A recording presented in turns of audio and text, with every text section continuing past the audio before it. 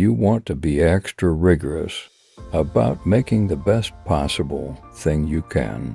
Find everything that's wrong with it and fix it.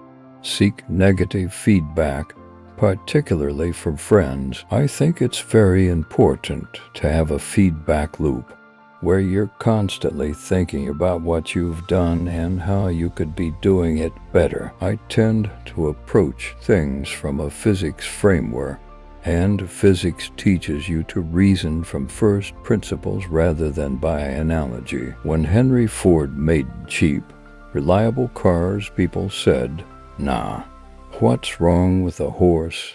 That was a huge bet he made, and it worked. You want to have a future where you're expecting things to be better, not one where you're expecting things to be worse. My motivation for all my companies has been to be involved in something that I thought would have a significant impact on the world. When I started Spasix, I thought that the most likely outcome was failure, and I think to have any other expectation would have been irrational. The odds of me coming into the rocket business, not knowing anything about rockets, not having ever built anything, I would have to be insane if I thought the odds were in my favor. Starting and growing a business is as much about the innovation, drive, and determination of the people who do it as it is about the product they sell. If you go back a few hundred years,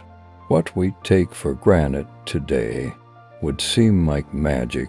Being able to talk to people over long distances, to transmit images, flying, accessing vast amounts of data like an oracle.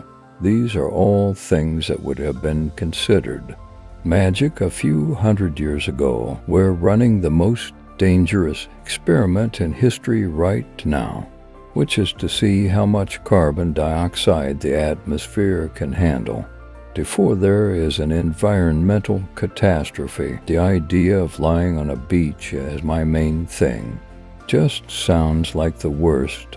It sounds horrible to me. I would go bonkers.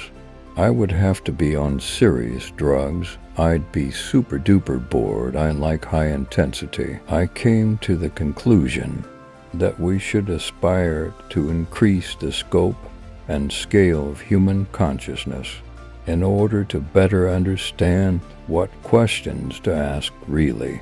The only thing that makes sense is to strive for greater collective enlightenment. If you get up in the morning and think the future is going to be better, it is a bright day. Otherwise, it's not.